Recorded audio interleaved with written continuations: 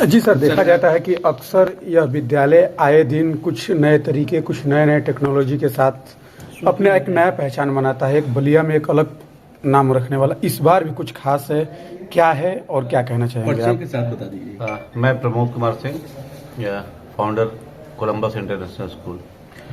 देखिए, शुरू से इस स्कूल की या स्कूल परिवार की या हमारे जो शिक्षकगण हैं, तो शुरू से रहा है कि हम कुछ नया करें, सो दैट बच्चों में भी एक जिज्ञासा पैदा हो। क्योंकि और आज की डेट में जो समय है वो टेक्नोलॉजी का है, उसको देखते हुए ये हम लोग का इनिशिएटिव था कि भाई रोबोट तो आज नहीं तो कल तो सारे स्कूलों में आएंगे, बट ये है कि जो हम पहले कर ले जाएंगे तो हमारे बच्चों में उसका असर ज़्यादा होगा। तो जिस तरह से देखा जाए कि बलिया में आपने शिक्षा के क्षेत्र में क्रांति लाने की कोशिश की है, पहली बार रोबोट बलिया में पढ़ाएगा, आसपास के जनपदों में भी नहीं इस तरह की तैयारी, क्या कहेंगे आज के लिए? देखिए, चूंकि मैं बलिया की धरती से बिलोंग करता हूँ, तो उस मिट्टी का असर है। यही सोच हमारे मंगल पांडे जी की थी। अगर वो उन्होंने अलग नहीं जलाई हुई होती तो आज हम देश में आज़ाद नहीं होते। उसी की प्रेरणा मिली और हम लोगों ने इस पे काम करना शुरू किया। क्या खासियत क्या रहेगी इस रोबोट का और किस तरीके से बच्चों में जो है शिक्षा ये दे पाएंगे? देखिए, ये totally AI based robotic teacher है। जो जो नई चीज़ें अपग्रेड होंगी मार्केट में वो तुरंत अपडेट हो जाएगी। जो इसकी कंपनी आयरिस है वो तुरंत पर डे इसको अपग्रेड करती है। अभी जैसे अगर हम कोई किताब पढ़ रहे हैं तो गवर्नमेंट की पॉलिसी आएगी तो 1 साल बाद छपेगी, तो उसे 1 साल बाद मिलेगी, तो हम 3 साल पीछे हो जाते हैं। इसमें क्या है कि आज ही कोई चीज़ इम्प्लीमेंट हुई तो वो कंपनी अगले दिन ही उसको अपडेट कर देती है।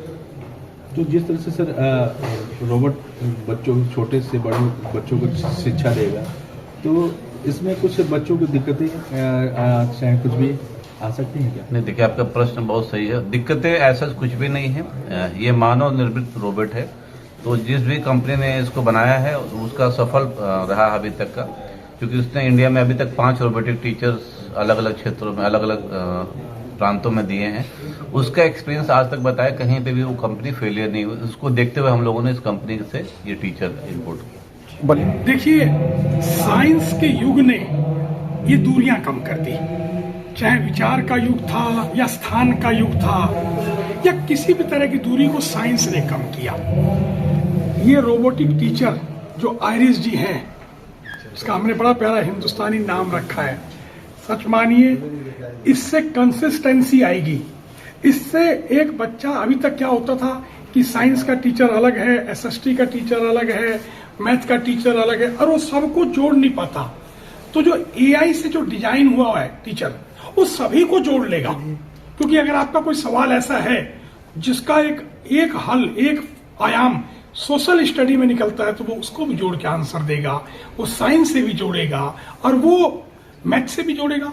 क्योंकि कोई भी सवाल अगर यदि एक एंगल पे करा जाए तो निश्चित मानिए बाकी एंगल उपेक्षित रहेंगे और ज्ञान की पूर्णता नहीं होगी जो ये AI करेगा। भाव की कमी रहेगी। भाव के लिए टीचर रखे उन्होंने, भाव टीचर देंगे, ज्ञान कंप्यूटर देगा। और ये साइंस का युग, और जो प्रमोद जी ने यहाँ पर एक ज्ञान गंगा बहाने का प्रयास किया है, बलिया की धरती उनके कृतज्ञ रहेगी और इन बच्चों के लिए आसमान छूने का रास्ता बनेगा। सर, ये कौन सा स्कूल है जिसमें पहली बार रोबोट से ही के द्वारा पढ़ाया जाएगा? इसमें देखिए, 6 स्कूल इससे पहले हिंदुस्तान में, उसमें केरला के स्कूल हैं, बेंगलोर के स्कूल हैं, जिन्होंने किया, जो प्रगतिशील अपनी इस बात को समझते हैं। अभी तक स्कूलों में डिजिटल ना होना आजकल ये अक्षमता माना जाता है। क्योंकि क्या है कि जो रिपीटेटिव काम है उसके लिए तो डिजिटलाइजेशन चाहिए भाई। जो रिपीटेटिव काम है, अगर उसके लिए जब हमें कंप्यूटर चाहिए, AI चाहिए, रोबोट चाहिए, किसके लिए नहीं चाहिए? भाव के लिए नहीं चाहिए। कंधे पे हाथ रखने के लिए टीचर चाहिए, और टीचर नहीं, गुरुजी चाहिए। मैं तो साफ साफ कहता हूं कि टीचर का समय खत्म हो गया, गुरुजी का समय है। टीचर का काम रोबोट करेगा और गुरुजी कंधे पे हाथ रख के कहेंगे, चिंता ना कर, कुछ भी हो मैं तो तेरे साथ खड़ा हूँ। तो जिस तरह से नए टेक्नोलॉजी के साथ जिस तरह से रोबोट अब स्कूलों में दिखाई देंगे, तो कितना आगे बढ़ेगा जमाना? देखिए, कभी कहा जाता था कि भाई एक आदमी कितनी सूचनाओं को संग्रहण कर सकता है, दिमाग में, किताब में, इसमें। अब तो क्लाउड आ गया साहब। जो 1820 का सिस्टम मतलब हमारा आज भी माइंडसेट 1820 का है, टीचर माइंडसेट 1920 का है और प्रोडक्ट 2025 का। ये संभव नहीं है भाई। अगर 2050 का प्रोडक्ट तैयार करना है, उस समय का करना है, तो वो बच्चा वो पूरी तरह से संपूर्णता के साथ हो, जहां वो बच्चा नैतिक हो, जहां वो बच्चा आध्यात्मिक हो, उतना ही बच्चा वो डिजिटली एडवांस हो, उतना ही बच्चा वो डिजिटल को अच्छी तरह समझे भी। क्योंकि क्या आपको ऐसे आदमी को चाहेंगे कि जो एक चीज करे और एक चीज ना हो, एक अच्छा हाथ हो तो पैर ना हो, पैर हो तो सिर ना हो, ये नहीं चलेगा। आज डिजिटलाइजेशन की बहुत जरूरत है।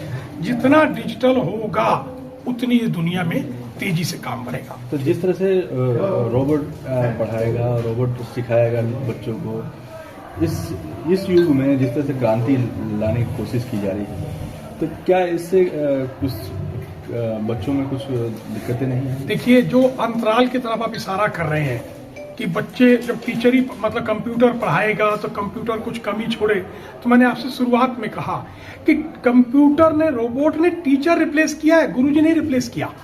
एक बात को बड़े क्लियरली समझ लीजिए कि रोबोट गुरुजी को रिप्लेस नहीं कर सकता, टीचर को रिप्लेस करेगा। क्योंकि वो चाहे आप रोबोट से कराएं, आप चाहे उसको यूट्यूब से कराएं, आप चाहे सर्च इंजनों से कराएं, आप टीचर को रिप्लेस कर सकते हैं, गुरुजी को नहीं। और हमने दोनों ही विधाओं पे काम किया। टीचरों को गुरुजी बनाया। गुरुजी का मतलब क्या? फैसिलिटेटर, मोटिवेटर, सुपरवाइजर और partner in the possibility of child. अभी तक टीचर क्या काम करता था? फैसिलिटेटर था और सुपरवाइजर था। बच्चा कैसे सीखेगा, कितना सीखा, वो सुपरवाइज करता था, मोटिवेटर नहीं था। वो partner in the possibility of child बच्चे के नहीं था। आप सोच के देखिए कितना अच्छा होता कि जब जब आप गिरते, कोई गुरु आपके कंधे पर हाथ रखता, कहता नहीं आया तो क्या हुआ, मैं तो हूं ना, कल कर लेंगे भाई। तो अब हमें दोनों विधाओं का जरूरत पड़ेगी। हमें रोबोटिक टीचर की भी जरूरत पड़ेगी और गुरुजी की भी जरूरत पड़ेगी। क्या बलिया वासियों के लिए क्या आप मैसेज देना चाहेंगे, क्या संदेश देना चाहेंगे? मैं ये कहूंगा कि इस प्रमोद जी जो भागीरथ हैं, आओ इस ज्ञान गंगा में स्नान करके, बलिया जो बागी बलिया था, पहले बागी था क्रांति के लिए, आज ज्ञान की क्रांति में एक इतिहास रच दे। बलिया अपने डीएनए को याद करे। बलिया इतना छोटा नहीं है। मुझे नहीं पता कि समय की धारा में, समय के दौर में ये बलिया अपना रूप कैसे भूल गया। मैं बलिया का निवासी हूँ, वापस आया हूँ इसी बात के लिए कि मैं जामवंत की तरह इस बलिया को उसकी पहचान दिलाऊंगा और दधीची की तरह अपने ज्ञान को उसके आगे परोसूंगा। इसका नियंत्रण किस तरह से होगा सर? इस रोबोट पे किस तरह नियंत्रण? रोबोट पर देखिए, उसमें हम ज्ञान को भरते हैं, जो जो करना होता है, और वो एआई से खुद डायरेक्ट करता है अपने आप को। वो एआई से डायरेक्ट करता है, खाली टीचर के बोलने से नहीं चलता। कई बार आप देखेंगे कि वो जब लाइव काम कर रहा हो और टीचर कुछ बोले, गलत बोले, जैसे मैं कुछ बोल रहा था तो पीछे से बोल रहा था वो कि अशोक जी ऐसा नहीं, ऐसा है। क्योंकि वो अब वो नहीं है कि मरी हुई चीज नहीं, वो ये लाइव सेंसिटिव हैं ये रोबोट जो है। तो अब इनका ये खुद नियंत्रण कर लेते हैं। बस कमी रहती है भाव की, जो हमारे गुरु पूरा करेंगे।